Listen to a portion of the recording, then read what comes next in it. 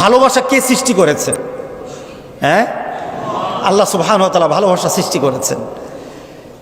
আমাদের অন্তরে যে ভালোবাসা আছে, ভালোবাসার স্রষ্টা আমি ব্যক্তিগতভাবে আমি নই। আমার ভিতরে যে চেতনা আছে, চেতনা আমি ব্যক্তিগতভাবে আমি নই। এটা স্রষ্টাকে আল্লাহ সুবহানাহু ওয়া তাআলা। আল্লাহ ভালোবাসা সৃষ্টি করেছেন, ওই ভালোবাসাকে আল্লাহ ডিভাইড করেছেন, ভাগ করে নিয়েছেন। একটা ভাগ ভালোবাসা রেখেছেন সৃষ্টি জগতের জন্য, সৃষ্টি জগতের জন্য। আর সেই ভালোবাসার এত মর্যাদা, আল্লাহর সৃষ্টির ভালোবাসা এত মর্যাদা, আল্লাহ বলেন আমি আমার কাছে ৯৯ ভাগ ভালোবাসা রেখেছি। তাহলে ভালোবাসাটা ভালো না খারাপ? হ্যাঁ, ভালোবাসাটা একটা ইবাদত। ভালোবাসা ইবাদত। যেমন আপনি আল্লাহকে ভালোবাসতে চান, আল্লাহ সুবহানাহু ওয়া তাআলা বলেন আমাকে ভালোবাসা যাবে, আমাকে ভালোবাসতে হবে। ওয়াল্লাযীনা আমানু আশাদ্দু হুব্বান লিল্লাহ। মুসলমানের ঘরে জন্ম নিয়ে, মুসলমানের বাড়িতে বাস করে, মুসলমানের সাথে বাস করে, মুসলমানের সমাজে বাস করে আল্লাহর ভালোবাসা পাওয়া যাবে না। আপনি সব কিছু মুসলমানের সাথে চললেন, কিন্তু আল্লাহর ভালোবাসা পাওয়া যাবে না। আল্লাহ সুবহানাহু ওয়া তাআলা সেই ভালোবাসা কোন নীতিতে পাওয়া যাবে আমাদেরকে জানিয়ে দিলেন যে তুমি যদি আমাকে ভালোবাসতে চাও তাহলে তোমাকে একজনের নীতি নিয়ে আমার কাছে আসতে হবে। তিনি হলেন মুহাম্মদুর রাসূলুল্লাহ। রাসূল সাল্লাল্লাহু আলাইহি সাল্লামের সুন্নতকে যদি তুমি আঁকড়ে ধরো তাহলে তুমি আমার ভালোবাসা পেয়ে যাবা। তাহলে ভালোবাসা অর্জন করা, আল্লাহর থেকে ভালোবাসা নাও মানে কি ইবাদত। আল্লাহর ভালোবাসা, আমি যদি কারো কাছে বলি আমি আল্লাহকে ভালোবাসি, এটা ইবাদত। এটা কি? আমি আমার মাকে ভালোবাসি, এটা কি? আমি আমার ভাই বোনকে ভালোবাসি, এটা কি? ইবাদত। আমি আমার স্ত্রীকে ভালোবাসি, এটা কি? ইবাদত। আমি আমার সন্তানকে ভালোবাসি, এটা কি? ইবাদত। আমি আমার মুমিন বান্দাদেরকে ভালোবাসি, এটা কি? ইবাদত। বলেন এটা কি? ইবাদত। কারণ ভালোবাসা আল্লাহর সৃষ্টি। যখন আপনার অন্তরে এই ভালোবাসা নিয়ে আপনি কারো কাছে দাবি করবেন, আর দাবিটা যদি হালালভাবে হয় এটা ইবাদত হয়ে যাবে। এখন অবৈধভাবে কোনো মেয়েকে বললেন আমি ভালোবাসি, অবৈধভাবে কোনো মেয়ে কোনো ছেলেকে বলল আমি ভালোবাসি, ভালোবাসাটা কি হবে? পাপ হবে। ভালোবাসা কি হবে? পাপ হবে। কারণ অবৈধ পন্থায় যখন কোনো জিনিস হয়, বৈধ পন্থায় হবে আবাদত হবে, অবৈধ পন্থায় হবে এটা কি হবে? গুনার কাজ হয়ে যাবে, গুনার কাজ হয়ে যাবে। আমরা আল্লাহর ভালোবাসা যখন চাই, আল্লাহ সুবহানাহু ওয়া তাআলা বলেন আমার রাসূলের ইত্তেবা করো, তাহলে আমার ভালোবাসা পেয়ে যাবে। আল্লাহর ভালোবাসা অর্জন করা এটা ইবাদত। ঠিক তদ্রূপ মুমিনদের জন্য আল্লাহ সুবহানাহু ওয়া তাআলা বলেন তোমার অন্তরে আমার ভালোবাসা থাকতে হবে, তোমার অন্তরের ভিতর আমার ভালোবাসা থাকতে হবে। সেই ভালোবাসাটা কি হবে? ভালোবাসাকে দুভাগে ভাগ করা যায়। ভালোবাসাটাকে দুটো ভাগে ভাগ করা হয়। একটা হলো মহাব্বতে আকলি, আরেকটা হলো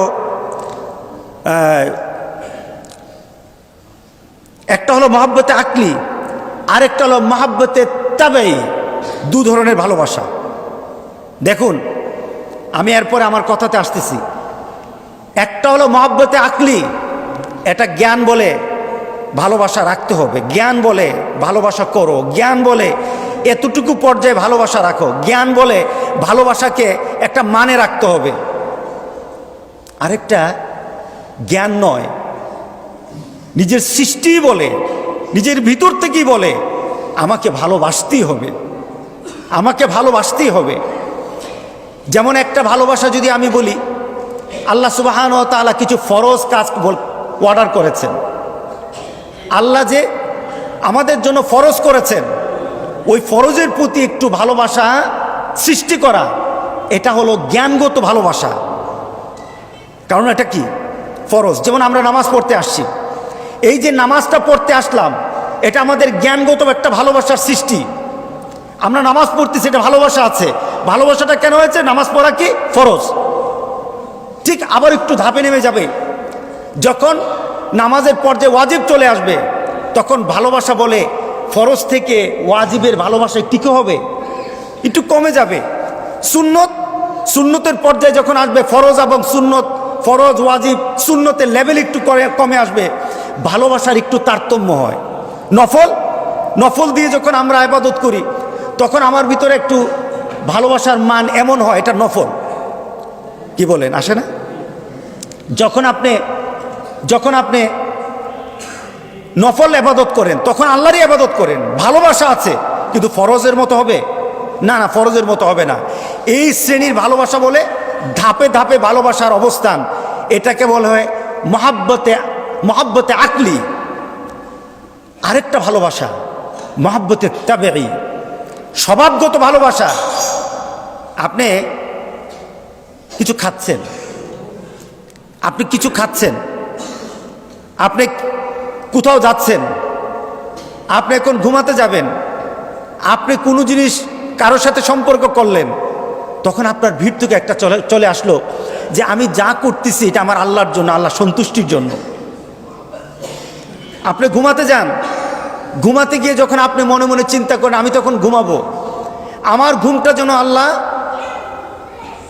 তার ইবাদতের মধ্যে কবুল করে নেয়। আপনি মনে মনে আল্লাহর কাছে বললেন, মাবুদ আমাকে এমন একটা ঘুম দাও যে ঘুমটা ইবাদত হয়ে যায়। আপনি রাতের বেলা উঠে গেলেন, উঠে যখন তাহাজ্জুদের নামাজ পড়লেন, আপনাকে বাধ্য করা হয় না তাহাজ্জুদের নামাজ পড়া, আপনি তখন ভিতরে ভিতরে একটা ভালোবাসা সৃষ্টি হয়ে গেছে, আর ঘুমাতে পারলেন না। আপনি ঘুমাতে আর পারলেন না, আপনি দৌড়ে মুসল্লায় দাঁড়িয়ে গেলেন, আপনার ভিতরের একটা ফিলিংস, ওই ফিলিংসটা কোনো আকলগত না, এটা ভিতরগত। ওই ভিতরগত ভালোবাসা যখন সৃষ্টি হয়ে যায়, এটা হলো চূড়ান্ত একটা ভালোবাসা, চূড়ান্ত ভালোবাসা। এই চূড়ান্ত ভালোবাসার দিকে অগ্রসর হওয়া হলো মুমিনের কাজ। আসাদ্দু হুব্বান লিল্লাহ, মুমিন যখন ভালোবাসবে, তার ভালোবাসা দিন দিন বাড়তেই থাকবে, মুমিনের ভালোবাসা কমবে না। মুমিন তার ভালোবাসাকে কমাতে পারবে না। আল্লাহর সাথে, রাসূলের সাথে ভালোবাসা দিন দিন বাড়াতে থাকবে। আর বাড়ানোর মাধ্যম কি? মহাব্বতে আকলি যেটা আছে ওটা দিয়ে মহাব্বতে তাবির দিকে চলে যেতে হবে। চূড়ান্ত একটা চাহিদা নিয়ে আল্লাহর দরবারে নিজের মনের সাথে মিশে যাওয়া, নিজের দেহের সাথে ভালোবাসাকে মিশিয়ে দেওয়া, আল্লাহ ছাড়া কিছু না বুঝা, এটা হলো ভালোবাসা। সেই ভালোবাসা সৃষ্টি করেছেন কে? কার জন্যে? আল্লাহর জন্যে। কার জন্যে? আল্লাহর জন্যে। আপনি যখন আপনার মাকে বলেন আমি ভালোবাসি, আপনার মাকে ভালোবাসার কথা কেউই বলে নাই, বলেছেন আমার আল্লাহ। আপনার মাকে বলতে হবে, আপনার বাবাকে বলতে হবে আমি আপনাকে ভালোবাসি, আপনার স্ত্রীকে বলতে হবে আমি তোমাকে ভালোবাসি, আপনি কোনো মুমিন ব্যক্তিকে বলতে হবে আমি আপনাকে ভালোবাসি, আপনার সন্তানকে বলতে হবে আমি তোমাকে ভালোবাসি, আমি আমার আল্লাহর জন্য তোমাকে ভালোবাসি। ঠিক না? আমার ভালোবাসা সকল চূড়ান্ত, যেখান থেকে মাপকাঠি হবে সেটা আমার আল্লাহর ভালোবাসা, আমার আল্লাহর ভালোবাসা, আমার রাসূলের ভালোবাসা, সেখান থেকে মাপকাঠি। কিন্তু আজকে মাপকাঠি যদি চলে যায়, স্যার ভ্যালেন্টাইন যদি মাপকাঠি হয়ে যায় মুসলমানের, এই জাতি ঈমান নিয়ে কবরে যেতে পারবে না। এই জাতির যুবকরা আর ঈমান খুঁজে পাবে না। যে পরিবারগুলির মধ্যে ভ্যালেন্টাইন্স নীতি ঢুকে গেছে, ওই পরিবারগুলির মধ্যে মুহাম্মদের নীতি থাকবে না। ওই পরিবারগুলির মধ্যে মুহাম্মদের নীতি থাকবে না। কারণ দুটো নীতি একসাথে চলতে পারে না। মুহাম্মদ সাল্লাল্লাহু আলাইহি সাল্লামের নীতি যেই ঘরে আছে সেখানে মুহাম্মদ সাল্লাল্লাহু আলাইহি সাল্লামের নীতি থাকবে। আর স্যার ভ্যালেন্টাইন্স ভালোবাসা নিয়ে যারা মরতে চায়, তারা ভ্যালেন্টাইন্সের সাথে ভালোবাসা নিয়ে মরবে। মুহাম্মদ সাল্লাল্লাহু আলাইহি সাল্লাম ভালোবাসা তার কপালে জুটবে না। আজকে শয়তান আমাদের চরম শত্রু। আমি কালকে এক জায়গায় আলোচনায় বলতেছিলাম, শয়তান হলো ইন্টেলেক্ট, সে আমাদের জন্য দুশ্মন, সে অত্যন্ত বুদ্ধিমান দুশ্মন। সে আমাদের মতো এত বোকা রাফ নয়, সে খুব বুদ্ধি করে টেকফুল্লি কাজ করে। শয়তানের কাজ হলো আপনাকে নামাজ থেকে দূরে নিবে না, নামাজ পড়াবে কিন্তু নামাজ হবে না। শয়তান বলে এটাই তো আমি চাই। আপনার মধ্যে এমন একটা চিন্তা দিয়ে দিবে, আপনি মনে মনে চিন্তা করছেন আপনি মুসলমান, শয়তান বলে তোর চিন্তা চেতনার ভিতরে এমন কিছু চিন্তা ঢুকিয়ে দেব, তুই তো মুসলমান তো দূরের কথা, তুই আমার থেকে আরো বড় শয়তান। কিন্তু তুই মনে মনে চিন্তা করবি আমি তো মুসলমানের বাচ্চা, আমি তো মুসলমানের সন্তান। যেমন ভালোবাসা আল্লাহর সৃষ্টি হবে তো আল্লাহর জন্যে, ভালোবাসা হবে রাসূলের জন্যে, মা বাবার জন্যে, স্ত্রীর জন্যে, পরিবারের জন্যে, মুমিনের জন্যে। মুসলমানের জন্য যেমন হবে ভালোবাসা, তেমন মানবতার জন্য হবে, এটাও আমাদের ঈমান। কিন্তু কেউ যদি আমার কাছে এসে বলে একটা অবৈধ ভালোবাসা, এই ভালোবাসাকে অনুসরণ করা দরকার, কারণ অবৈধ ভালোবাসার ভিতর তারা চিন্তা করে এর মধ্যে ভালোবাসা, অবৈধের মধ্যে কোনো ভালোবাসা হতে পারে না, অবৈধের মধ্যে আসে সকল ধরনের উচ্ছৃঙ্খলতা। আপনি বর্তমান সমাজের মধ্যে ভ্যালেন্টাইন্স ডে যখন পালন করা হয়, আমি কয়েক বছর আগে একটা বিদেশি একটা সংস্থার, ইসলামিক একটা সংস্থার একটা প্রোগ্রাম ছিল সোনারগাঁ হোটেলে। সেখানে রাতের বেলা বাংলাদেশের বেশ ওলামায়ে কেরামরা ছিলেন, আমিও ছিলাম সেখানে, এবং খুব এলিট পার্সনটা ছিল। কপাল খারাপ, সে রাত্রটা হয়ে গেছিল 14ই ফেব্রুয়ারি। 14ই ফেব্রুয়ারি এই সমাজের মধ্যে মানুষের কাছে, যুবকদের কাছে খুবই একটা উচ্ছলতার দিবস, উচ্ছলতার সময়, একটু আবেগ দেখানোর সময়, হারাম পন্থা একজনে আরেকজনের সাথে মিলার সময়। 14ই ফেব্রুয়ারি সে হোটেলের মধ্যে সোনারগাঁয় আমাদের কনফারেন্স রুমে ঢুকতে গিয়ে দেখি যে যুবক যুবতী দিয়ে পুরা হোটেলটা ভরা, উচ্ছ্বাস, গান হচ্ছে, সবার হাতে ফুল, চতুর্দিকে লেখা Valentine's day, happy Valentine's day. আমার চিন্তা হলো ওই যুবক যুবতীগুলি একটা, আমার মনে হয় না সেখানে সবাই হিন্দুর ঘরে জন্ম নিয়েছে, খ্রিস্টানের ঘরে জন্ম নিয়েছে। আমার মনে হয় না অধিকাংশ যুবক যুবতীরা ছিল মুসলমানের সন্তান। ভ্যালেন্টাইন্স ডে পালন করছে। ওরা যখন বাড়িতে যাবে, ওরা যখন সমাজের সাথে মিশবে, ওরা যখন কোনো পরিবার পরিজনের সাথে মিশবে, তখন যদি তাকে বলা হয় তুমি মুসলমান না, তুমি অন্য ধর্মাবলম্বী, সে কি পরিচয় দিবে? আমি মুসলমান। কেন আমি মুসলমান? আমার বাপ মুসলমান, আমার মা মুসলমান। কিন্তু ভ্যালেন্টাইন্স ডে পালন করে সে ইসলামকে সেখানে রেখে এসেছে। ভ্যালেন্টাইন্স ডে পালন করে শয়তান বলল তোর ভিতরে যত ইসলামের, যত ধরনের ইমানের নূর ছিল, সব নূর আমি নষ্ট করে দিয়েছি। টের পাবা না, টের পাবা না, টের পাবা না। আমাদের সমাজে যেমন একটু এই চিন্তা আছে যে করলে কি হয়। কালকে একটা লেখা পড়তেছিলাম যে ভ্যালেন্টাইন্স ডে তাকে মারা হয়েছে, পেছনে কারণ কি ছিল? সে একটা অবৈধ প্রেম করেছে। আরেকটা কি ছিল? যে প্রেম করার কারণে ওই সমাজে এই ধরনের অবৈধ প্রেম মেনে নিত না। প্রেম করার কারণে যেমন তাকে হত্যা করা হয়েছে, তাকে আরেক কারণে হত্যা করা হয়েছে। কিন্তু অবৈধ প্রেম ভালোবাসা সৃষ্টি করে ফেলেছে। এখন অবৈধ প্রেম থাকার কারণে এই সমাজ বলে ভালোবাসার জন্য যারা নিজের জীবন দিল, এই ভালোবাসা আমরাও চাই। নাউজুবিল্লাহ বলেন না? আচ্ছা বলেন, যারা ভ্যালেন্টাইন্স ডে পালন করে তাদেরকে বলি, যদি ভালোবাসা ভ্যালেন্টাইন্স ডে এর ভালোবাসা, স্যার ভ্যালেন্টাইনের ভালোবাসা পালন করো, তাহলে তোমারও মরতে হবে, কারণ সে তো ভালোবাসা করে মরছে। তুমি বাঁচবা কেন? তোমারও ফাঁসি দিতে হবে, তোমাকে তোমার ঘাড় উড়িয়ে দিতে হবে। তাহলে না তুমি ভ্যালেন্টাইন্সকে মানলা, তুমি পয়সা আসো মজ মারবা, আর ভ্যালেন্টাইন্স মরছে তারে পালন করবা। তুমি কোন জাতের ভ্যালেন্টাইন্স পালন করো? ঠিক না? তুমি মরে দেখাও, তাহলে ভ্যালেন্টাইন্স ডে পালন করছো। আজকে যারা ভ্যালেন্টাইন্স ডে পালন করে, শয়তান একটা ফুলের কারণে আপনার মেয়ের, আপনার ছেলের ঈমান কিন্তু নাই। আপনি বলেন মুসলমানের সন্তান, আপনি বলেন আমার সন্তান, কিন্তু আল্লাহর দপ্তরের মধ্যে আপনার সন্তানের কি নাই, নামটা নাই। কারণ রাসূল সাল্লাল্লাহু আলাইহি সাল্লাম বলেছেন, মান তাশাব্বাহা বিকাউমিন ফাহুয়া মিনহুম।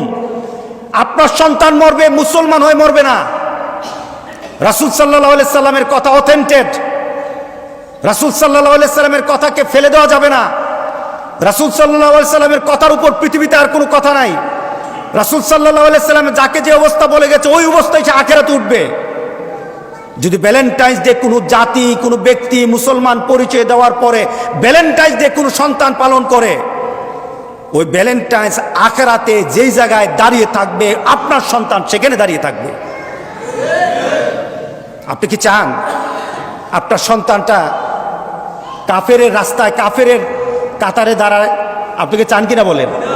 যদি না চাই ফিরাই, যদি না চাই ফিরাই তাদেরকে। তাদের কলিজায় ভালোবাসা দিয়ে আমার মাবুদের ভালোবাসা, তাদের কলিজায় ভালোবাসা দিয়ে মুহাম্মদ সাল্লাল্লাহু আলাইহি সাল্লামের ভালোবাসা, তাদের কলিজায় ভালোবাসা দিয়ে যে আল্লাহ সুবহানাহু ওয়া তাআলা রাসূল সাল্লাল্লাহু আলাইহি সাল্লাম ভালোবাসার কথা বলে গেছেন। মাকে ভালোবাসো, বাবাকে ভালোবাসো, ভাই আত্মীয় স্বজনকে ভালোবাসো, পরিবার পরিজনকে ভালোবাসো, মুসলমানকে ভালোবাসো। ওই ভালোবাসা কলিজায় দেই। যদি ওই ভালোবাসা দিয়ে আমরা আমাদের সন্তানকে রেখে যেতে পারি, আশা করা যায় এই সন্তান মৃত্যুর পর আপনার কিছু করার থাকবে না। ভালোবাসার কারণে, এই ভালোবাসার কারণে হয়তোবা হয়ে যেতে পারে আপনার সন্তান আপনার জন্য দোয়া করে বলবে, রব্বির হামহুমা কামা রব্বায়ানি সাগীরা। হয়তো আপনার সন্তান আপনার জন্য দোয়া করবে, আপনার সন্তান হয়তো দোয়া করবে। আর যদি গালে ভালোবাসা লেখে, ভালোবাসা দিবস গালে লেখে দেখে রাস্তায় বসে বসে থাকে, কিছু বদমাইশ পোলাপান বসা থাকে, কিছু বদমাইশ পোলাপান বসা থাকে, ওরা রাস্তায় কালি আর তুলি নিয়ে বসে থাকে। মা তার সন্তানকে নিয়ে রাস্তায় হাঁটে, বাবা হাঁটে, ছোট্ট বাচ্চা বায়না ধরে আমি আমার গালের মধ্যে একটু ভালোবাসা লিখব। ছোট্ট বাচ্চা বুঝে না, সে মনে করে ভালোবাসা কি দিবস, মজা মারা, এটাই তো দিবস। এখন মজা খাচ্ছে সে, ছোট্ট বাচ্চা বুঝে না। মাকে টেনে বললে আমি গালের মধ্যে ভালোবাসা দিবস লিখব। মা তাকে নিয়ে গেল, ফ্যাক্ট বলছি, সত্য ঘটনা। মা তাকে নিয়ে গেল, ছেলের কাছে গিয়ে বললে আমার ছেলের গালের মধ্যে, আমার মেয়ের গালের মধ্যে লিখে দাও ভালোবাসা দিবস। এর কারণে পাপীটা কে হবে? দায়ুস কে? দুজুকে কে যাবে? এটার জন্য মা বাবা দায়ী হবে। আমি বলি এটা মা বাবা না, এটা শয়তান থেকে আরো বড় শয়তান। কারণ যে মা বাবা তার মেয়ে, তার ছেলের চরিত্রকে ভালো রাখার জন্য প্রচেষ্টা চালায় না, এটা মা না, এটা বাবা না, এটা শয়তান থেকে আরো খারাপ। তুমি তোমার ছেলেকে, তোমার মেয়েকে চরিত্র শিক্ষা দিবা না, উস্কিয়ে দিবা আরো। মনে রেখে দিও, তোমার মৃত্যুর পর তোমার জন্য লানত আছে। গোটা মুমিনের লানত তোমার উপর, নবীদের লানত তোমার উপর। আর আখিরাতে তুমি যাদেরকে অনুসরণ করেছো তাদের সাথে থাকবা, তোমার নবীর চেহারা তুমি দেখতে পারবা না। আল্লাহ আমাদেরকে হেফাজত করুক, আল্লাহ আমাদের হেফাজত করুক। আমাদের ভালোবাসা কার জন্য? জোরে বলতে হবে, আমাদের ভালোবাসা কার জন্য? আমার আল্লাহর জন্য আমার ভালোবাসা, আমার রাসূলের জন্য আমার ভালোবাসা, আমার মার জন্য আমার ভালোবাসা, আমার বাবার জন্য ভালোবাসা, মুমিন বান্দার জন্য ভালোবাসা, আমার পরিবারের জন্য ভালোবাসা। এই ভালোবাসা যেন নিয়ে আমাদের পরিবারকে সুন্দর করে সাজাতে চাই, যেমন সাজিয়ে গেছেন মুহাম্মদ রাসূলুল্লাহ সাল্লাল্লাহু আলাইহি সাল্লাম। ওই পরিবার যেন, ওই সমাজ যেন আমরা সাজাতে পারি, ওই ঘর যেন সাজাতে পারি। আল্লাহ যেন তৌফিক দান করে দেয়, আমিন।